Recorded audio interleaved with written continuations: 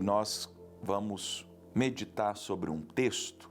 Eu penso que já devo ter falado dele aqui, já preguei tantas vezes nesses anos todos de ministério, e ele está lá em Lucas, o Evangelho de São Lucas, o terceiro dos 4 evangelhos, no capítulo 13, do 1 ao 5.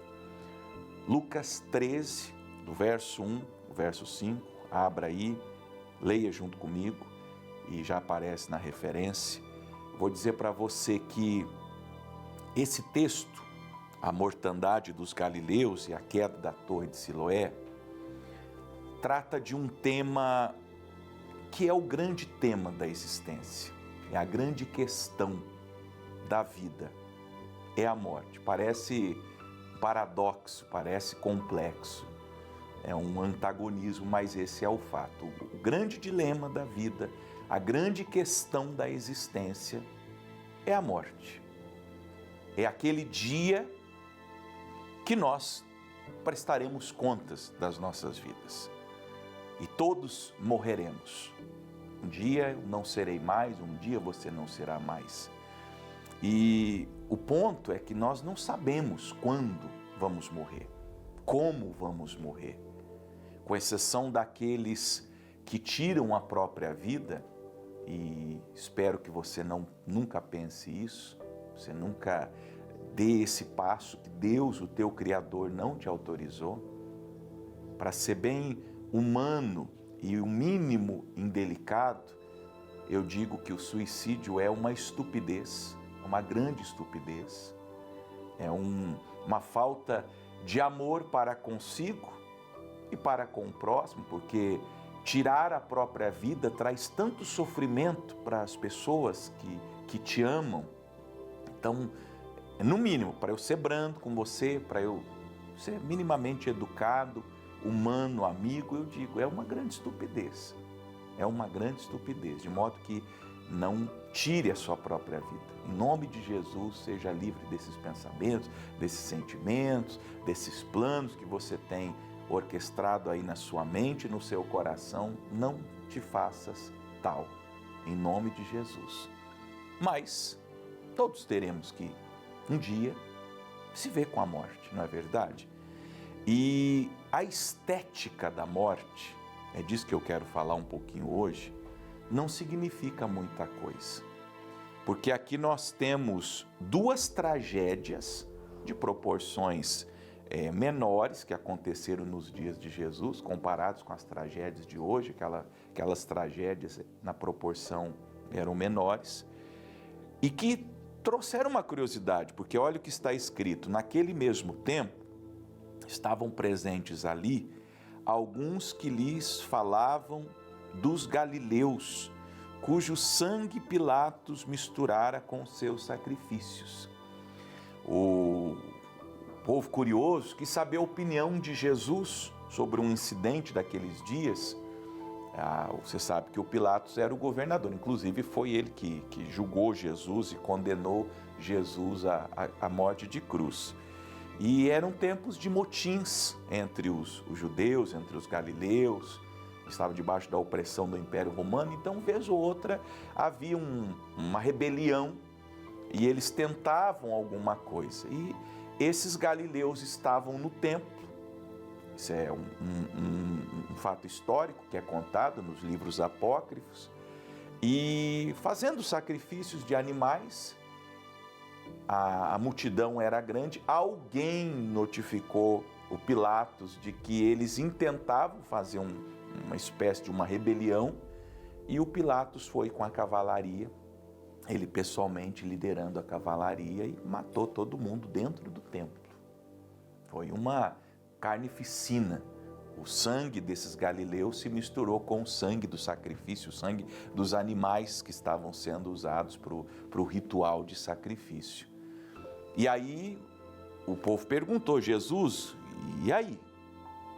Como que o Senhor vê essa tragédia, essa carnificina, essa morte súbita, esse assassinato em massa? Como que o Senhor interpreta isso? Jesus captou a curiosidade deles, tinha a ver com as pessoas. Essas pessoas estavam dentro do templo, fazendo sacrifícios, mas aparentemente com uma intenção errada. E elas foram pegas de surpresa, foram assassinadas pelo governador. Aí Jesus olha para eles e fala, respondendo Jesus disse-lhes: cuidais vós, pensais vós, que esses galileus foram mais pecadores do que todos os galileus por terem padecido tais coisas. Viu como que Jesus pescou o pensamento deles? O pressuposto deles era que se aconteceu alguma coisa muito grave é porque eles eram maiores pecadores. Como se a estética da morte tivesse a ver com o tamanho do pecado. Tem gente que pensa assim, principalmente crente. Crente é um bicho fedido. Ele pensa que a estética da morte de alguém, uma pessoa que morre por uma fatalidade, um acidente, uma coisa assim dessas, né, que choca, isso aqui é chocante. As pessoas foram, como eu disse, assassinadas pela lança, pela espada de soldados romanos que entraram com a cavalaria dentro do templo e não perdoaram ninguém, homem, mulher, jovem, criança, todo mundo morto. Tem gente que cai de uma moto e morre. Tem gente que sai para tirar férias e o carro bate e morre todo mundo no acidente. Tem gente que morre de câncer, tem gente que infarta. E aí na mente religiosa, bom, se a pessoa sofreu uma morte assim, jovem, antes da hora, veja que não foi uma morte morrida, como diz minha mãe, né? Para minha mãe, morte morrida é aquela morte que a pessoa morre na velhice, idosa, tendo vivido seus dias. Não, essa aqui é uma morte abrupta, encerra a existência ali de uma maneira trágica, com aquele cenário de sangue, sabe, violência. Jesus falou, vocês estão pensando que eles eram mais pecadores do que vocês? Não, Jesus respondeu. Verso 3, não. Veja, não. Eles não são mais pecadores, porque morreram dessa maneira. Antes, vos digo, se vos não arrependerdes, todos de igual modo perecereis. Ou seja, não importa como você morre, se você não se arrepender dos seus pecados, você pode, como diz o hino nacional brasileiro, ter nascido, estar deitado eternamente em berço esplêndido e morrer em berço esplêndido, na sua cama de marfim, no seu travesseiro de penas de gansos, rodeado de cônjuge, de filhos, de netos, de bisnetos, com a sua conta bancária abarrotada, comendo e vestindo do bom e do melhor, aos 100, 110, cento e tantos anos, tendo gozado de toda a saúde possível, tendo sido um campeão, uma pessoa vencedora, maravilhosa, respeitada, jornal vai fazer matérias, vai aparecer no Fantástico o dia que você morrer. Mas se você não estiver arrependido, perdoado dos seus pecados, lavado, remido, santificado, se você não tiver entregado a sua vida a Jesus, se você não tiver descido as águas do batismo em nome do Pai, do Filho e do Espírito Santo, se você não tiver uma vida perdoada, por isso que ele propõe arrependimento, se vocês não se arrependerem, todos de igual modo perecereis. O que Jesus está falando, não importa como você vai morrer. Pode ser que aquela pessoa morreu da pior morte possível. Mas era um salvo, era um eleito de Deus, era um fiel, era um homem de Deus, era uma mulher de Deus. Então a estética da morte daquela pessoa não importa. Quer falar de estética de morte? Como os mártires morreram? Os mártires morreram no Coliseu, lá em Roma, na Itália, jogado aos leões, homens, mulheres, crianças. Leões famintos. Você já imaginou como que morreram? Aquelas pessoas decapitadas como Paulo ou como Isaías, o profeta, cerrado no meio. Colocaram o profeta Isaías Profeta Isaías, esse que você lê na sua Bíblia, deitaram esse homem numa pedra, amarraram os membros dele, superiores e inferiores, esticaram e serraram ele no meio, na altura da barriga. Separaram ele ao meio.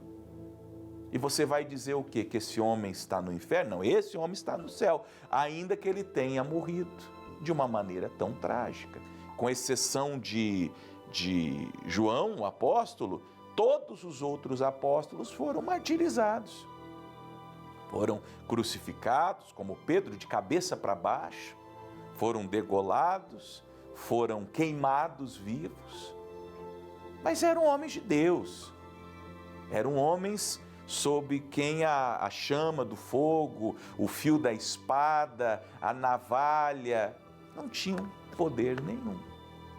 Aí Jesus, que sempre nos ensinou a caminhar 2 milhas quando somos solicitados em uma, aproveitou e falou, já que vocês estão falando de desgraça, eu vou contar uma também, vocês conhecem, daquelas tragédias, como eu falei, que aconteceram lá nos dias do Senhor.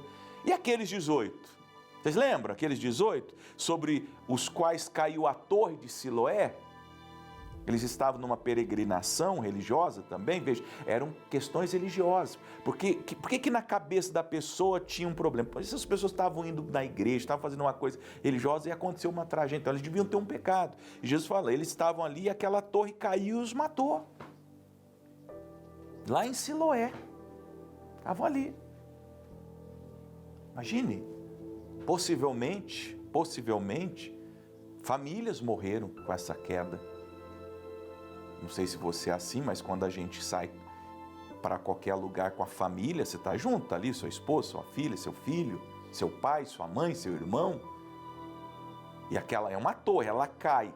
Quem estava perto um do outro morreu. No raio, né, daquele diâmetro da torre, na queda dela, e essas pessoas foram esmagadas. Se lá no caso de Pilatos, ele mata pela espada, com os cavalos pisando, essa torre cai esmagando gente. Aqui tem fratura exposta, aqui tem massa encefálica jogada no chão, tem tripa para fora. Aí Jesus fala, vocês pensam que eles foram mais culpados do que todos os homens que habitam em Jerusalém?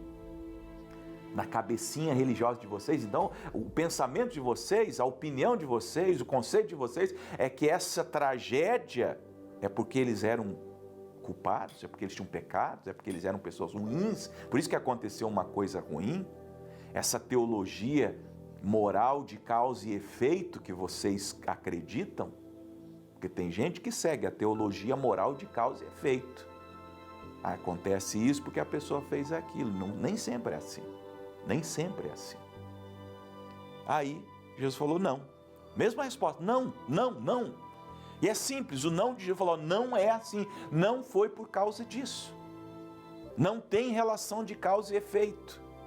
Não tem relação de causa e efeito. Nesse caso não teve.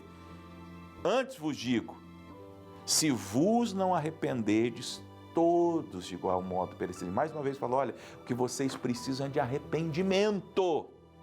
Porque vocês podem morrer com 150 anos. Como diz o sábio lá em Eclesiastes, o pecador pode viver 100 anos e em todos os dias da vida dele comer do bom e do melhor. Mas ele diz, bem sucede ao justo. E às vezes o justo, como Estevão, morre com 20 e poucos anos. O primeiro mártir, o Estevão, não tinha 30 anos quando morreu. Por causa de Jesus. Lembra como ele morreu? Apedrejado.